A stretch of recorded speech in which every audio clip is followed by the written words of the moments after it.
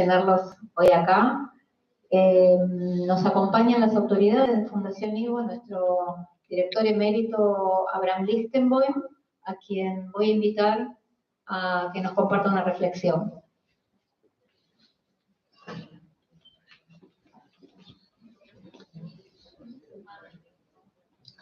Algunos, queridos amigos, dos breves palabras, porque hoy es un día muy especial para el mundo, para la cultura y para nuestra institución. Ustedes deben saber, y creo que tuvo muy poca trascendencia, que hoy es el Día Mundial, el Día Internacional del Folclore. ¿Por qué? Porque un día como hoy, de 1865, se crea la palabra folclore, que hasta ese día no existía. Cuando un empleado del Parlamento británico, William John Thoms, no Tom Jones, John Thoms, publica un artículo en una revista científica atenea con el título Folclore y define una nueva disciplina de la investigación humanística que comienza en esa época a difundirse en todo el mundo europeo. Y desde esa fecha aproximadamente cambia el enfoque a lo popular. Y lo popular es objeto de investigación académica. Y lo popular deja de ser vulgar. Vulgo popular. Y hoy en día a mí no me gustaría que me digan que soy vulgar. Pero es un honor ser popular.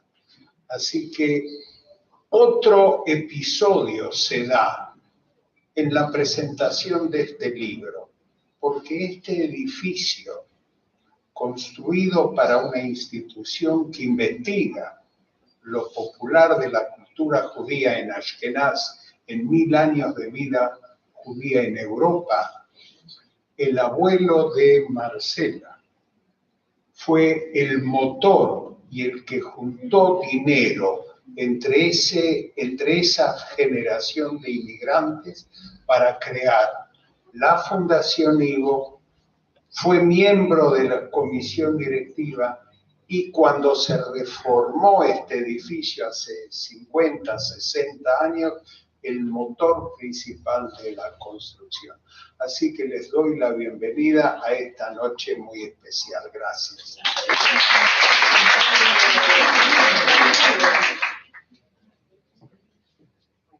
Bienvenidos. Ante todo, agradecer muy especialmente a Ivo, a Silvia, a Gotes y a Yasmín por acompañarnos en esta presentación tan significativa en este preciso lugar. Por estar en cada detalle, por hacer lindo el proceso, por hacernos sentir bienvenidas. Quiero presentar a las protagonistas de este conversatorio. En primer lugar, a Alicia Tang, primer secretario de la Embajada de la República de Polonia, delegada cultural, a quien le agradecemos enormemente su presencia. A Marcela Hofer, autora del libro, artista y hacedora de grandes proyectos. Y a Mara Laporte, licenciada en Teoría de la Literatura y Literatura Comparada por la Universidad de Granada, España, correctora docente y editora del libro Pánico.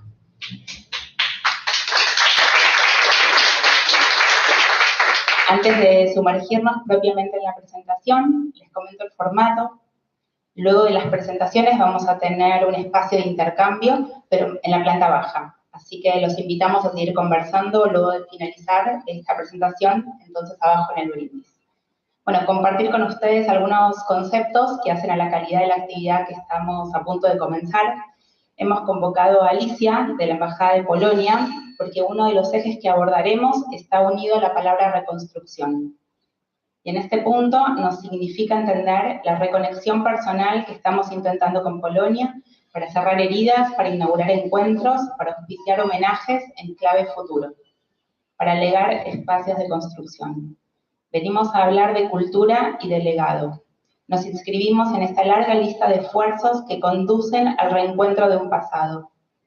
Somos varios quienes nos sentimos interpelados por interrogantes que nos devuelven a un punto de origen, a un lugar geográficamente distante, pero a la vez entremezclado en nuestro ADN. Es en este ejercicio, es en este deseo de recuperar nuestro punto de partida, nuestro derecho de volvernos a sentir a gusto con la que fue la patria familiar por muchísimas generaciones, para desde ese lugar, y solo desde ese lugar, hacer memoria. Zahor, como dice Yerushalmi. Bueno, en Polonia hay legado y memoria. Mandato que legitima nuestra existencia, la de nuestro pueblo. Así que a través de estos diálogos pretendemos iluminar la vida judía que surgió y se desplegó en ese punto geográfico hacia otras latitudes. Bueno, bienvenidos a todos. Marce. Estar aquí, ¿se me escucha? No, que con el micrófono. Sí, sí.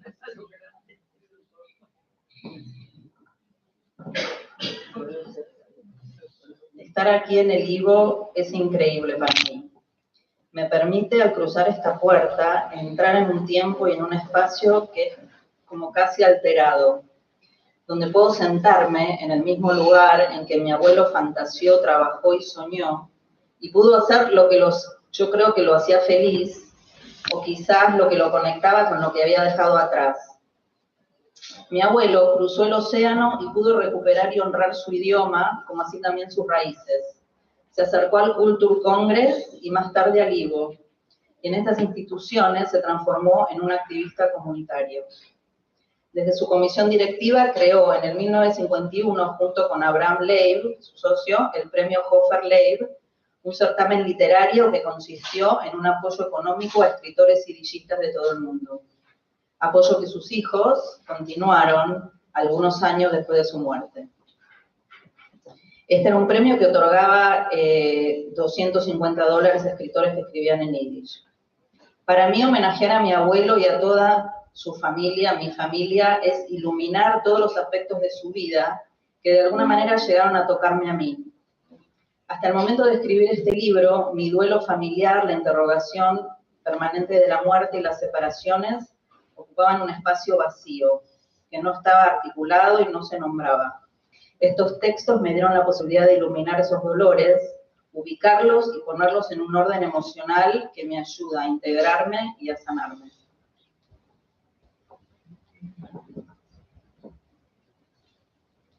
Bueno, buenas tardes. Después de esta presentación y este viaje hacia el laburo de Marce, bueno, voy a agradecer también al IVO, a la Embajada de Polonia en Buenos Aires y al interés por este libro, a Alicia, su atentísima agregada cultural, a Laura, que trabajó muchísimo y tendió puentes, y por supuesto a Marcela, que es la gran protagonista de la tarde. Y a ustedes también, que están acompañando este momento, que es una suerte de ritual también para nosotras, es como un pasaje alquímico, me gusta verlo así, desde una idea original, desde una pulsión, una emoción, que en algún momento nació como un pulso, y se volvió, después de todo un recorrido creativo y de mucho tiempo de trabajo, tangible, se volvió este libro que tenemos acá, el Panska 28. Hay mucho recorrido desde ese primer impulso, o esa intuición, o esa necesidad que tuvo Marcela en algún momento, hasta llegar finalmente al libro. Por eso me gusta pensar que las presentaciones son también el final, o quizás no, pero un punto muy importante en este proceso alquímico de llegada a un libro. Estamos en la presentación de un libro, y la presentación del libro también es una partida. Así como los personajes del libro parten, siempre están partiendo. Algunos deciden quedarse, pero en general todos están emprendiendo una partida. Hoy también estamos asistiendo a un momento de partida. Y me gustaría empezar, Marce, reflexionando un poco sobre qué es partir, qué es esto de partir. Vamos al origen del verbo partir, que es latino y viene de pars, de partis, que quiere decir fracción, una parte. Es un gesto de separación, de fragmentación, un gesto de desprendimiento. Hay un estado original de integridad y después ese estado se parte, ¿no? Se parte hacia otro lugar, se parte la integridad inicial. Y también esa misma raíz latina, y esto es muy interesante en este punto de partida de la charla, en este punto de partida de los personajes, que la otra derivación va por el lado de parere, y es muy interesante porque significa parir. O sea que partir tiene tanto de partida como de parto, de hacerse dos, de uno a hacerse dos, que es un poco lo que pasa cuando emprendemos un viaje, ¿no? Y por supuesto un viaje que tiene que ver con el exilio, con la búsqueda de nuevos caminos. Esta dualidad semántica entre la fragmentación del partir y el hacerse dos del parir es la metáfora fundamental de este viaje que emprenden los personajes, que emprende Marcela, ¿sí? Que emprendemos de alguna manera este pequeño viaje nosotros esta tarde. La primera pregunta, Marce, tiene que ver con esto. ¿Cuál fue tu punto de partida a la hora de pensar en este Panska 28, que finalmente es este libro que de alguna manera pariste también, ¿no? Gracias, Manuela. Mi punto de partida, bueno, fueron dos cosas, ¿no? Una fue la grabación que hizo mi tío Ricardo por los años 80, donde grabó a toda la generación que estaba viva, ¿no? La generación de mi abuelo. Y bueno, después mi tía Ceci me entregó ese tesoro que era la grabación en un CD. Y a partir de ahí fue como un antes y un después, ¿no? Como leer toda la historia fue como una experiencia, te diría, como de todos mis sentidos. Como que yo había escuchado siempre una narrativa, bueno, que era muy racional de lo que había pasado con la familia, de los destinos, de Polonia, pero acá fue como que se me abrió un tesoro, ¿no? Donde me enteré del nombre de la calle, de allí es el libro, porque Panska 28 fue la última dirección donde toda la familia vivía, ¿no? Los 9 integrantes de la familia. Me enteré también, por ejemplo, que vivían en el pequeño gueto, que vivían a 2 cuadras de lo que era la sinagoga donde mi bisabuelo rezaba. Y bueno, ese fue el punto como que me partió la cabeza en dos, ¿no? Sí, de partir, ¿no? Mi cabeza se partió en dos. El otro punto de partida fue esta caja de terciopelo azul que yo nombro en el libro. Una vez, así como si nada, le pregunté a mi padre si él tenía algo de mis abuelos polacos. Y mi padre, así como quien no quiere dar cosa, me dice, no sé, fíjate, esta cajita, no sé qué, y ahí me encuentro con los pasaportes polacos, cartas en yiddish. Bueno, esa fue como el segundo partir de mi cabeza y mi corazón se abrieron y bueno, creo que a partir de ahí me apareció como una especie de pulsión, de necesidad de entender mi propia historia, ¿no? De entender mis raíces. Así que empezó por ahí la historia. Y bueno, y gracias a esto sentí mientras escribía como si el tiempo estuviera diluido, como si yo no sé, me hubiera hecho un viaje en el tiempo y tenía una gran necesidad de revisar a las historias de mis antepasados. Bueno, eso fue un poco el punto de partida. Y en este sentido vamos a invitar también a Alicia a este punto de partida en la que estamos, en esta presentación, y un poco retomando la respuesta de Marce y ese texto muy, muy hondo que leyó al principio de presentación, en su introducción, ella habla de reconstrucción. Este es un libro que habla de un linaje, ¿no? Es una saga familiar, pero es un profundo proceso de reconstrucción de la historia familiar, que supone también un profundo proceso de reconstrucción de la memoria. Y entendiendo que siempre hay un cruce entre lo privado y lo público, cuando estamos construyendo cuestiones identitarias, lo que quería preguntarte, Alicia, es si querés comentarte un poco desde las políticas de Estado de Polonia, cómo se trabaja en el proceso de reconstrucción histórica del país. Muchas gracias, Mara, por la pregunta. Brevemente me gustaría saludar a ustedes, agradecer a Laura por pensar en mí, por convocarme, a Marcela por crear este lindo libro y gracias a la cual estamos aquí y a las autoridades del IVO por recibir este evento. Bueno, Polonia está reconstruyendo su historia en varios niveles desde el 1989. Eso fue el momento clave de dejar de existir bajo de la influencia de la Unión Soviética y en este momento se empezó un largo proceso que hoy continúa de recuperación de la historia y búsqueda de herramientas para honrar la memoria de los que ya no están. Con el apoyo del gobierno polaco en el nivel estatal, municipal y las ONGs, se reconstruyeron no solo los edificios, sino también lugares de memoria y, lo más importante, cementerios. Todo eso para contar historias olvidadas, prohibidas de contar, y honrar no solo a los héroes nacionales, sino también a los ciudadanos comunes de pueblos. Así que 1989 para nosotros es este cruce, ¿sí? Como vos decís, el punto de partida. La gente empezó en este momento a plantearse cuestiones que antes no se podían hacerse, preguntas sobre la identidad y la etnia. Se retomó el tema largamente olvidado y prohibido de los judíos y Polonia. Los intelectuales y también con el tiempo la población polaca en general empezaron a explorar esa riqueza de la historia judeo-polaca y valorarla. La transición democrática creó las condiciones para la reconstrucción de la sociedad civil en Polonia y eso brindó oportunidades para la reactivación de la vida social de los judíos polacos.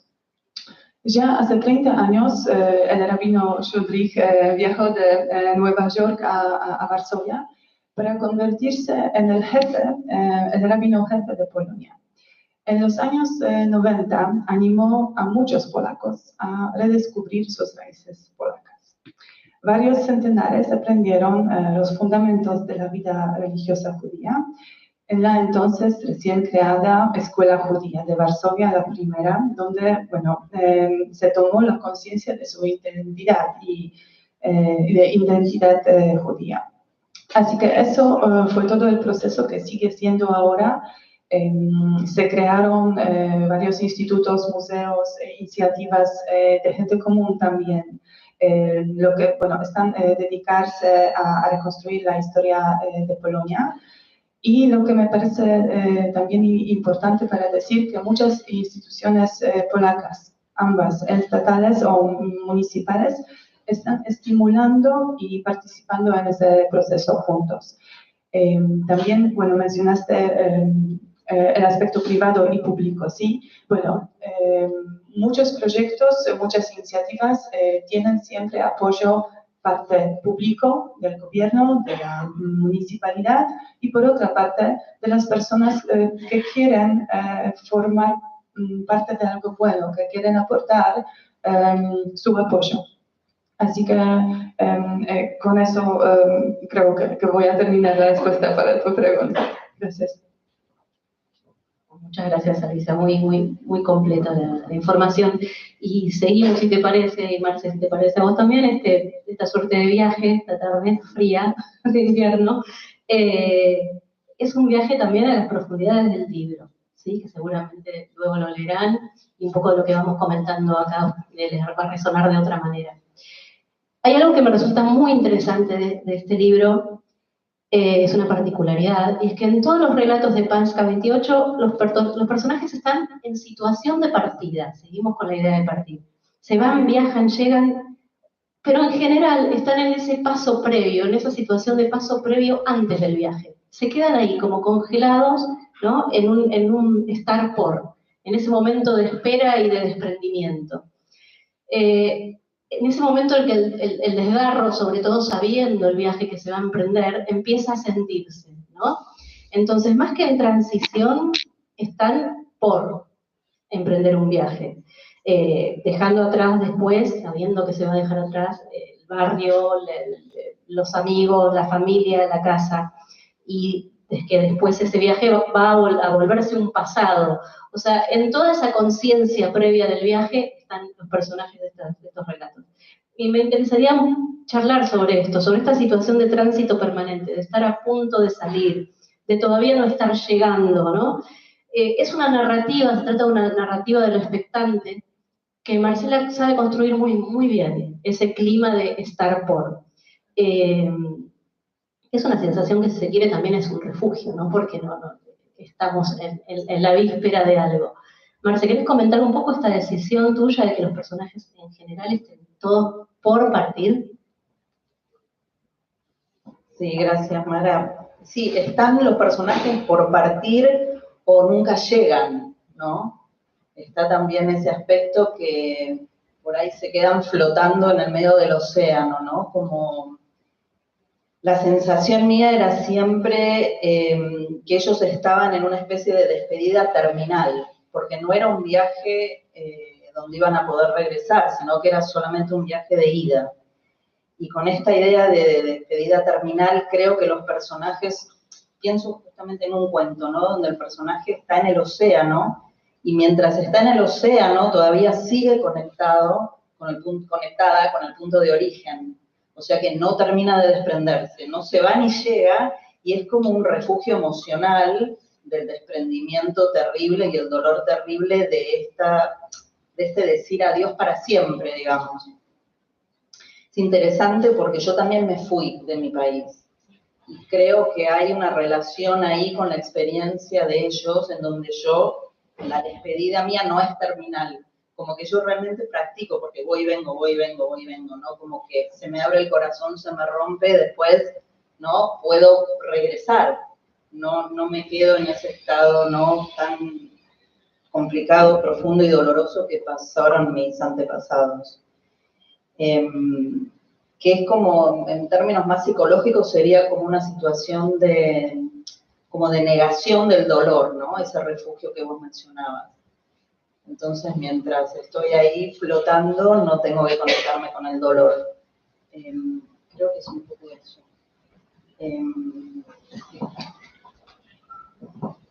Sí, pensaba en otros relatos como Pies, por ejemplo, ¿no? Que son los pies que están ahí en esa casa esperando salir y no se mueven y están ahí como congelados, o la palabra, ¿no? Ese viaje de Samuel, como siempre, suspendidos. Ese no lugar que sirve de refugio porque se sabe lo que viene, ¿no? Lo que se viene, que no es un viaje turístico lo que se va a emprender, ni mucho menos. Entonces, esa dilación está muy bien lograda en este libro. Y en estas historias de Panza 28, los personajes, sabemos, fueron personas reales, ¿no? Hablamos al principio del abuelo de Marce Pinjas, ¿no? Que pasó a ser Pedro. Pero me gustaría, si los querés nombrar vos, y después continúo con la pregunta, ¿quiénes eran estos personajes? Bueno, está mi bisabuelo, que era Herz Itzhok Hofer, la bisabuela Hannah Golzak, y después mi abuelo eran 7 hermanos, entonces era Raitze, Paye, Mindl, Pinjas, Samuel, Fanny y Esther. Y después en el libro, obviamente, está mi bobe, que si bien no era de la familia, es parte de este libro, porque realmente mi bobe fue, creo que la que me impulsó a también hacer todo esto y a crear este libro. Estaba muy, muy, muy, muy, muy presente, como si me hubiera pasado la posta, sí. Bueno, y todos estos personas, ¿no? Son parte de una dinastía familiar judía que se desmembró en los tiempos de entreguerra, y a los que Marcela, que es hija, sobrina, nieta y bisnieta, rescata desde este presente, ¿no? Hablaste, acabo de dar un inciso, hablaste de la bobe. Marcela hizo un trabajo maravilloso con respecto a su bobe, que tiene que ver con otro de sus artes, porque es una mujer muy, muy creativa, multitalento, que es el collage, que ahora vamos a hablar también, porque hay un trabajo interesantísimo de collage en este libro.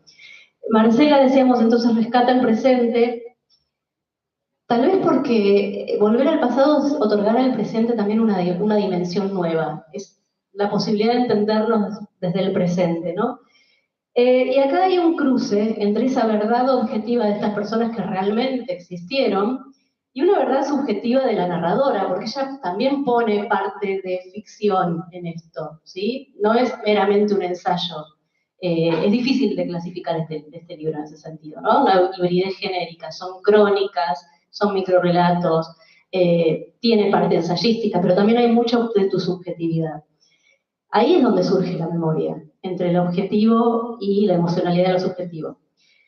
En este sentido, para rastrear las historias de estos personajes, ¿cuál fue tu búsqueda concreta de archivo y tu relación con esa verdad objetiva que vas descubriendo?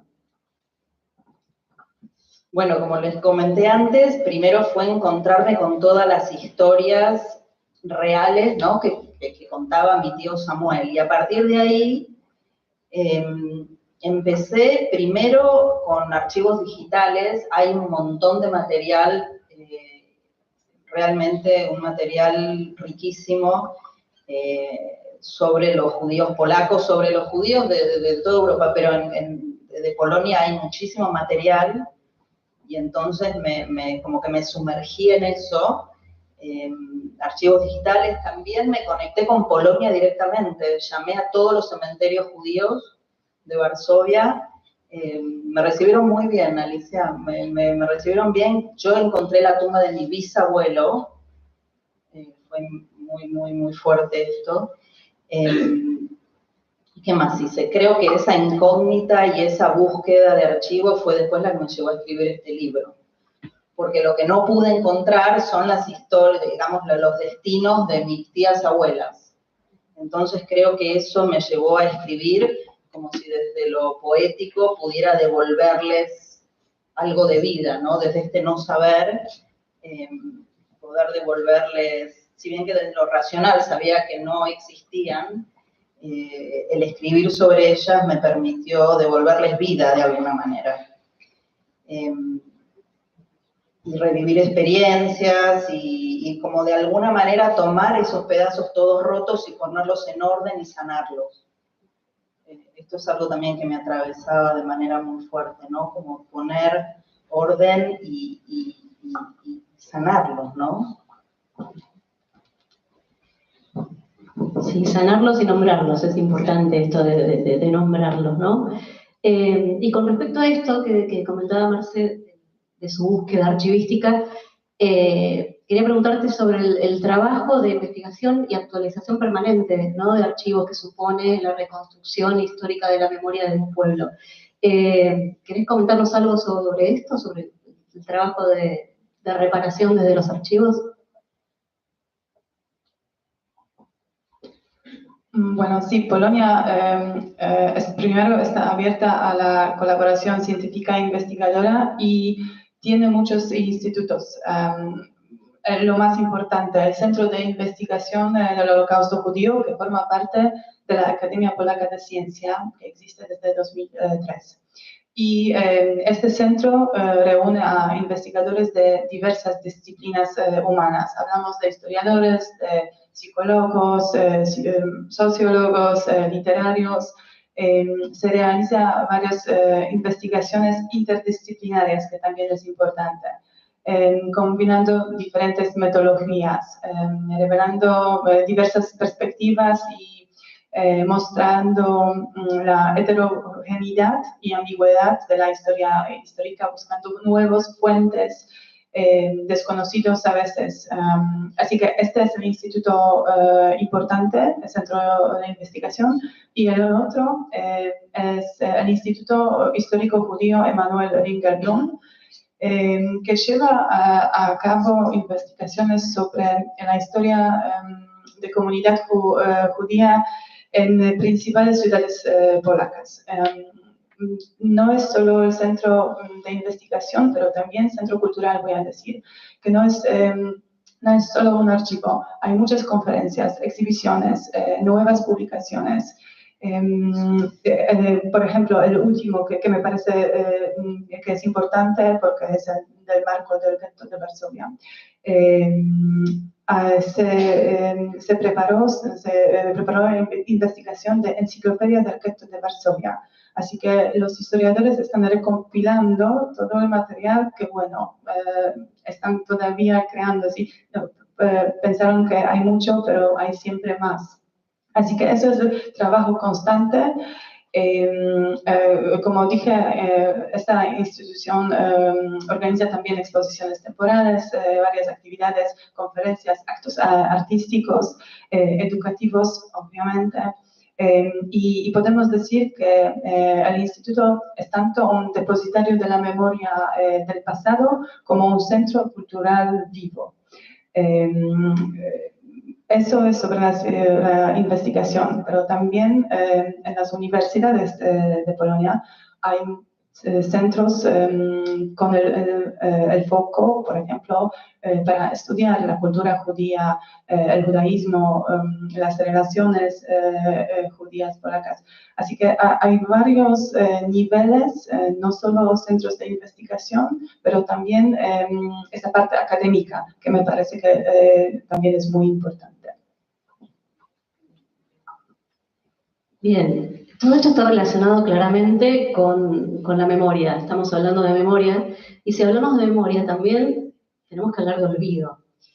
En este sentido, Borges decía que nosotros estamos hechos de memoria y que esa memoria también está hecha en buena parte de olvido, porque reconstruir el pasado de alguna manera siempre implica un recorte. ¿Dónde ponemos el foco? ¿Qué es lo que recordamos? Si recordamos algo, estamos dejando de recordar otras cosas. Es imposible, como pasaba con el personaje de Funes el Memorioso hablando de Borges, recordarlo todo, por suerte, ¿no? Afortunadamente. Pero cuando escribimos, ¿no? Cuando tomamos esta postura de rescate de memoria, acá hay decisiones autorales también. También hay recortes necesarios. Y lo que quería preguntarle a Marce es, ¿cuál fue el recorte? ¿Dónde puso el foco ella? ¿Qué fue lo que decidió recordar? ¿Y cómo tomó esas decisiones? Porque la gran pregunta es, ¿a quién le pertenece la memoria cuando lo que se está reconstruyendo son las vidas de otros? ¿No? Es difícil tomar decisiones en ese sentido.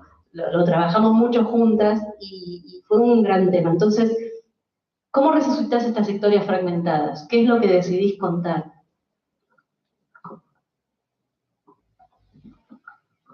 Es interesante porque en términos generales yo intenté descongelar algo que estaba en silencio, ¿no?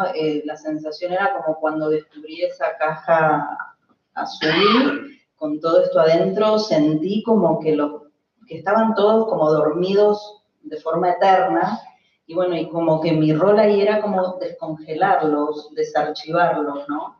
Desde ahí traerlos a este presente, ¿no? A través de la escritura.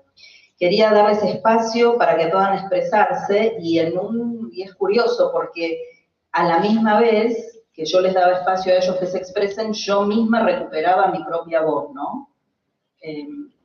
Y eso me parece interesante. Tomé las realidades objetivas y agregué cosas, elementos de ficción.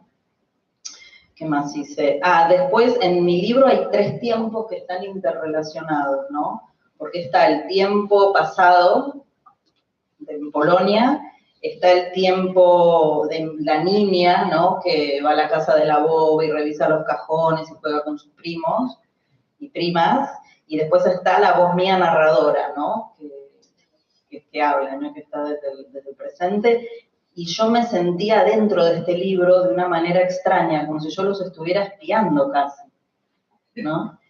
Porque ellos mucho no hablaban. Esta es otra decisión de esto que me preguntas, de Mara, donde hablan con acciones, no hablan con demasiadas palabras. Después está el tema de los roles, bastante como diferenciados, el rol de la mujer, el rol del hombre. Los hombres estaban afuera, las mujeres estaban adentro de la casa, ya sea cocinando o cosiendo, pero había como una clara diferencia. Y aparece el Yiddish, aparecen los ritos judíos, aparece el Jalá de los viernes, aparece el Shabbat, aparece la conexión entre el nuevo mundo y el viejo mundo, ¿no? Desde mi lugar de niña.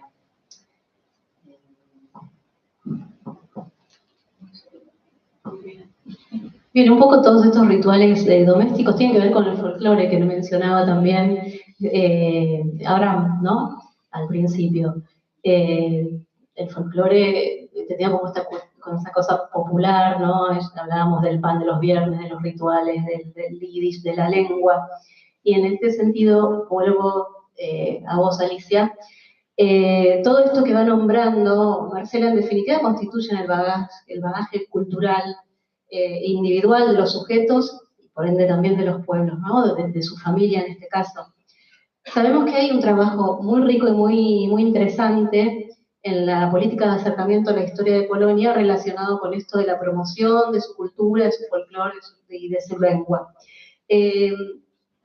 Por un lado quería preguntarte por los proyectos de acercamiento, y cuál es el papel de los intelectuales, de los artistas, ¿no? Que está más relacionado directamente con tu ámbito de acción, que es la cultura. Bueno, voy a empezar con decir eso, que hay muchas organizaciones sociales en Polonia, judías y también no judías, que están armando la vida cultural polaca judía, que ahora tenemos muchas iniciativas, como por ejemplo el Festival de la Cultura Judía de Cracovia, que es muy importante. Me parece que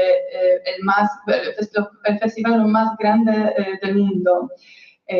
Tenemos el Museo Polin, el Museo de la Historia de los Judíos Polacos, que ya en septiembre va a festejar 10 años, entonces la inauguración en 2014, sí.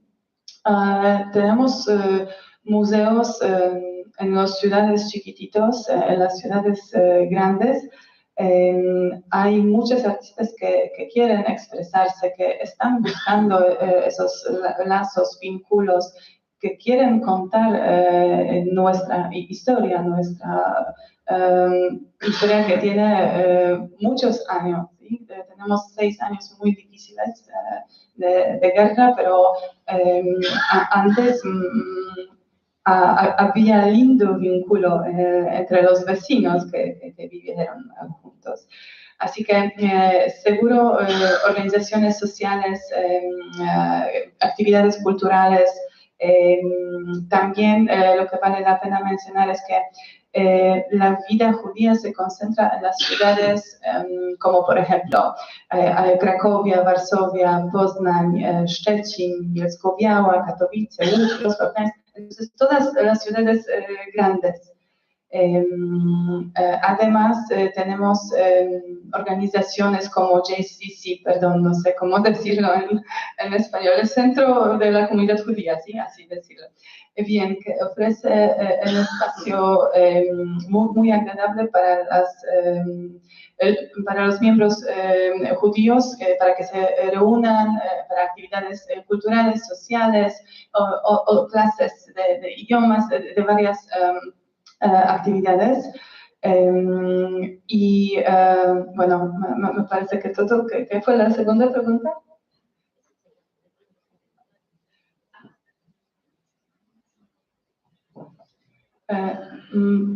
Desde nuestro punto de vista es muy importante hablar de nuestra historia, presentar nuestra cultura, nuestros lazos, todo lo que pasó, estudiar, contar. Queremos hablar de la historia, es como es, pero hablando de ella es también expresar nuestra memoria a todo eso, ¿sí? Sí, y pensaba, otro de los significantes que aparece acá esta tarde y en el trabajo de Marce, es la idea de la sanación, ¿no? Marce permanentemente habla de ese proceso de reconstrucción que está muy relacionado con un proceso interno de sanación, ¿no? De sanación de heridas. Y quería preguntarte en este sentido, si te parece, Alicia, también, ¿de qué manera trabaja Polonia la reparación de sus heridas?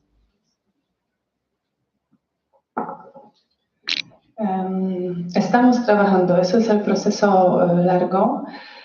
Empezamos y lo que puedo decir que sin olvidar Polonia, sin olvidar su historia y respetando su memoria, mira hacia el futuro en las relaciones judeo-polacas.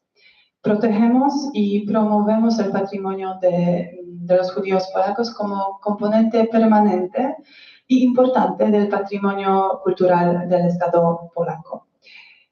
Polonia desempeña un papel importante como uno de los guardianes de la memoria de millones de judíos que perecieron en el Holocausto, porque bueno, se encontraron dentro de las fronteras actuales de mi país en antiguos campos de exterminio y otros lugares de matanza masiva.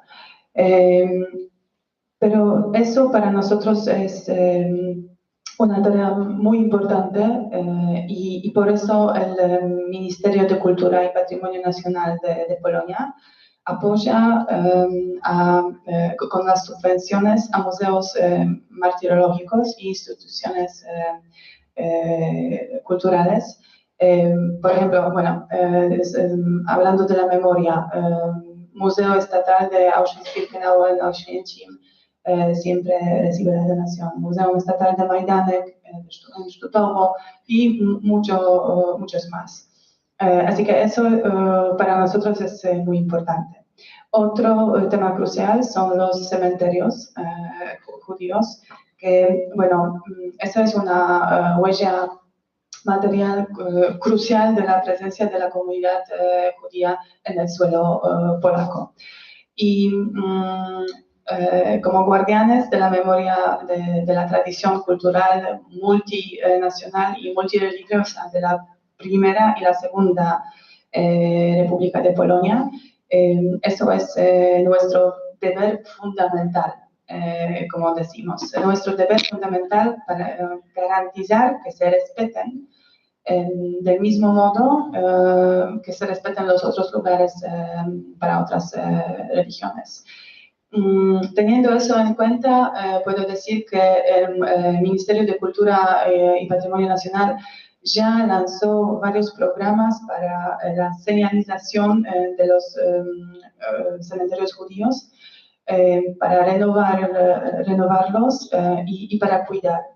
Hay muchos, en varias ciudades hay muchos paseos de los lugares judíos que también demuestra que el apoyo del gobierno de las ciudades está presente en colaboración con las ONGs o sociedad civil. Gracias, Alicia. Si te parece, volvemos a Marcela, porque pensaba, vos nombrabas hace un rato, una de las maneras de poner foco, uno de los recortes necesarios, tiene que ver con esta decisión de incluir collage, ¿no? en tu libro, de rescatar esas identidades con otro lenguaje narrativo, un lenguaje que tiene, por supuesto, mucho de visual y mucho de simbólico, además del lenguaje que utilizaste para la construcción de los relatos. Y justamente relacionado con esto que comentabas de los collages, y relacionado con los cuerpos también, ¿no? Porque hay cuerpos que se mueven, que se desplazan, cuerpos que mueren, cuerpos que vamos a los cementerios y te encontraste. ¿Cómo fue esta decisión de, más allá del lenguaje verbal, entrar en ese doble recurso de evocación, ¿no? Una evocación desde los sentidos y una evocación desde un despliegue de elementos semióticos, que son todos estos fragmentos, estos recortes, estas imágenes a partir de las fotografías de tus familiares? ¿Qué lugar ocupan los cuerpos en esta historia? La imagen real y simbólica de las corporidades. ¿Cómo fue tu trabajo, tu criterio de trabajo con Martina, que Martina es la collagista? Porque este libro no es un libro álbum, pero casi, dialogan permanentemente los collages con las historias. Sí, una gran colaboración con Martina Charaf, que hizo todas las ilustraciones de este libro. Y creo que acá hay dos tipos de cuerpo, ¿no? Está el cuerpo que se movió, que viajó y que sobrevivió, y está el cuerpo que murió y no conocemos el destino. Y creo que eso para mí es como una especie de obsesión, ¿no? El tema del no saber el destino del cuerpo. Creo que eso también fue parte de lo que me llevó a investigar tanto y a buscar. Entonces, para estas personas sin cuerpo, lo que trabajamos mucho con Martina era justamente, y lo que el collage nos podía brindar, es como una especie de llenar ese espacio que no tiene palabras, que está vacío, ¿no? Y el collage justamente es una técnica fantástica porque permite realmente, como decía antes, ¿no? Esto de llenar el espacio vacío, de integrar, de unir, de pegar. ¿Cómo? Unir los fragmentos, exacto. Trabajamos mucho el tema de los ojos juntas, y esto aparece mucho en sus collages. El tema de los ojos, de lo que vieron esos ojos, y de lo que no quisieron ver, ¿no? Y de los ojos abiertos, los ojos cerrados, lo trabajamos mucho también, el tema de los ojos. ¿Qué más decir? Me ocurre que es como una metáfora de lo que intentaste hacer con esos antepasados, ¿no? Sí, es realmente volver a unir todos esos pedazos que no estaban unidos, que estaban fragmentados.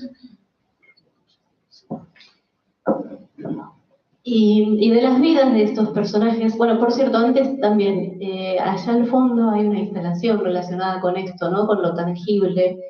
Laura estuvo trabajando mucho en esto, hay un mapa, hay toda esta cuestión de fragmentación, es interesantísimo. Después al final, si quieren acercarse a lo que está instalado allí, porque está muy relacionado con este pasaje de la charla. De las vidas de estos personajes que transitan Pasca 28, van a ver que solo se ofrecen pinceladas, ¿no? Pinceladas que plantean un poco su psicologismo desde ahí. Es muy sutil la construcción de cada personaje, la reconstrucción, y es en esa sutileza donde se encuentra, donde radica precisamente el grito. Los personajes parecen hablar en susurros, ¿no? Hablan desde el silencio, o quizás a través de alguna mirada, como decía Marce, que trabajó mucho la cuestión de los ojos, del mirar o del no querer mirar.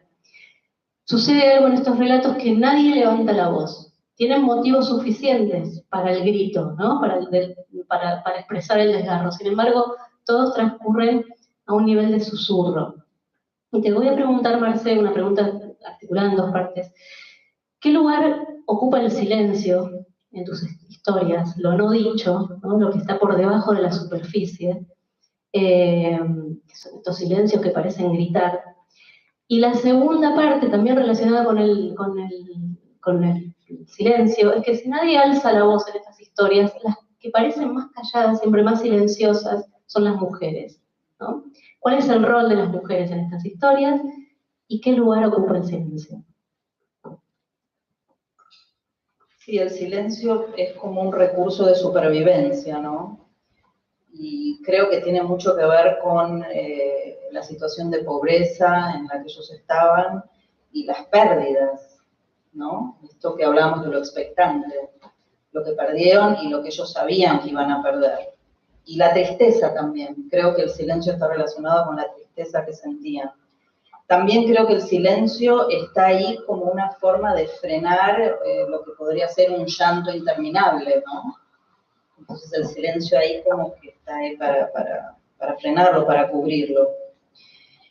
El otro tema del silencio, que también me convoca a mí desde el exilio, es lo que sucede cuando uno vive en un país con otra lengua.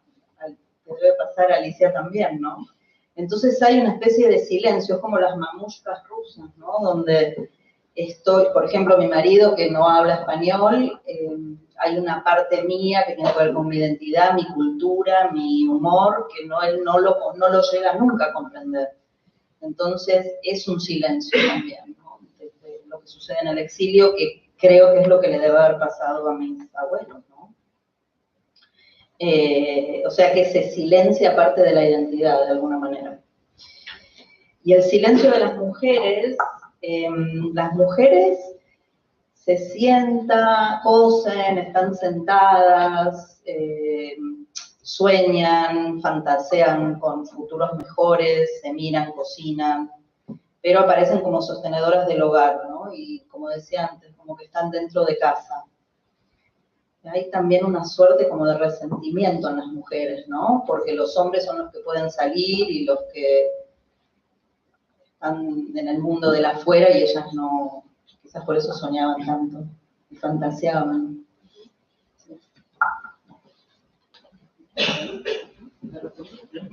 Sí, perfecto, ¿no? Respondió maravillosamente la pregunta. Lo que estamos emprendiendo aquí de alguna manera es un viaje, ¿no? Empezamos hablando de la partida, y si hay una partida también hay una llegada, ¿no? Un retorno. En este camino de vuelta del viaje que hicimos alrededor del libro, alrededor de las políticas de Estado de Polonia, del trabajo de la reconstrucción a partir de diferentes proyectos culturales, este es un libro que va hilvanando, podemos decir que este es un libro que va hilvanando partidas y su contrapartida, que es la llegada. Arrancamos hablando de la etimología del verbo partir, y me resulta interesante ahora en este momento en que ya prácticamente estamos dando la vuelta, ir a la idea del volver, porque en realidad el volver es algo que está implícito siempre en el momento de la salida, aunque sepamos que no vamos a volver más, hay una expectativa de regreso cada vez que el viajero se lanza, ¿no? a su viaje. Y retornar, tornar, viene del latín también, y del latín tornus, que es muy interesante, es un torno, ¿no? Que gira en círculos y vuelve de alguna manera al punto de partida. Y eso es lo que está sucediendo hoy acá, en el Ivo, ¿no? Estamos volviendo al punto de partida, estamos volviendo a la historia de Pinjas, ¿no? De ese Pedro, porque también sucedió esto, el cambio en el nombre al llegar a otro país. Panska 28 es un punto de partida, esto lo estuvimos hablando todo este tiempo, pero también es un punto de retorno. La vuelta de Marcela, de sus autoras, sus orígenes, el regreso que comentabas recién, que no pudo ser, ¿no? de muchos de ellos, porque el destino en realidad último del viaje, el destino implícito, es esa vuelta. Para los personajes de la historia, los 10 personajes de esta historia, la escribimos también a Marcela en esta saga de familia. Estos relatos quizás suponen un retorno, vos decís que los espiabas, ¿no? Un retorno a sí mismos. Y la pregunta al final es, ¿hacia dónde volviste vos después de este viaje? ¿Dónde estás ahora? ¿Cuál es tu punto de retorno? ¿Y con qué te reencontraste a la vuelta? Sí, como dije antes, creo que hay un retorno a mis raíces más profundas, ¿no? Que antes no estaban conscientes o no estaban nombradas. Y para mí este proceso de ida nada más, me dio la sensación que que hay algo que quedó roto y trunco, ¿no? Interesante esto que decís del torno, que en realidad vuelve al mismo punto. Y yo tengo también, es como otra obsesión de cerrar ese círculo que quedó abierto, porque fue una movida completamente, digamos, de un país a otro sin retorno. Entonces mi sensación con esto de sentir que tengo la posta que me pasó mi bobe, es como de cerrar esto que quedó abierto, medio sangrante, medio olvidado. Por eso también me estoy haciendo ciudadana polaca. Sí, estoy realmente tratando de volver. Y el estar acá en el Ivo es una forma también de volver al origen, ¿no? Siempre yo, desde lo poético, pienso, bueno, estas paredes, aunque estén pintadas seguro, lo miraron a mi abuelo, quizás pisó este mismo piso, se sentó en alguna de estas sillas. Me emociona eso, ¿no? Pensar que estoy volviendo al mismo espacio, ¿no? Donde él estuvo. Y la verdad que lo que me encantaría, con esta idea que yo tengo de tiempo diluido, es que mi abuelo me considerase para el premio Hofer, aunque no está escrito en yiddish, pero me hubiera encantado participar y ver sus opiniones, ¿no? seguramente le haría una gran devolución, ¿no? Al abuelo Pinjas, que posiblemente esté por acá, o su gran parte de él está aquí, en esta tarde. Si les parece, no sé si están de acuerdo, Alicia, Marce, si quieren comentar algo más, o cerramos la vuelta de 360 grados del torno, y bueno, tornamos a esta tarde este maravilloso viaje, esta maravillosa saga familiar, que bueno, los libros están, los estuve por abajo, ¿no? En planta baja. Recomiendo muchísimo la lectura, hay comentarios maravillosos. Luisa Valenzuela, no sé si la conoce, una gran escritora y amiga de la familia, leyó este libro, quedó maravillada con los relatos, de verdad, es un lujo que las cosas que dijo Luisa Valenzuela sobre la sutileza, la emocionalidad, la elegancia con que están construidos estos relatos, así que de verdad los recomiendo muchísimo. Y bueno, Marce, felicitaciones, enhorabuena.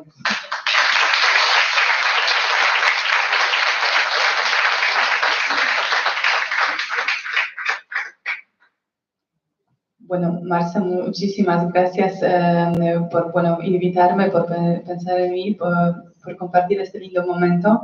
Y me gustaría invitarte a visitar Polonia. Y también a todos ustedes. Muchas gracias. Bueno,